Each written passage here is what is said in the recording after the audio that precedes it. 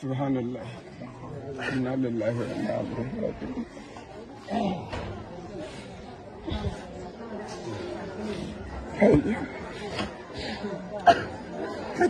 Ka je Abuja ka yi kwance, ku taimaka ma bayan Allah, ba a yi. Yau mu yi imani da Allah, in mai girma gwamna yana da full maganar da zai yi akan harkar da wallahi da yanzu ta ƙare. In kuɗi aka sawa ya kashe wannan matsalar wallahi zai sa su. Amma zalunci ni son ka muku, ni wa bayan Allah, ni ƙananan yaran muku, ni mata nan muku. Addinin musulunci ya ce ko ana yaƙi kada a taɓa yan gaban Allah, ni son ka muku. Ni son ka muku.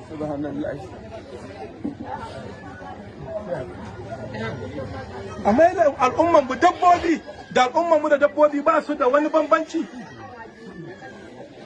An mai da rayuwar dabbobi an mai da al'umman mutane da rayan asirinsu.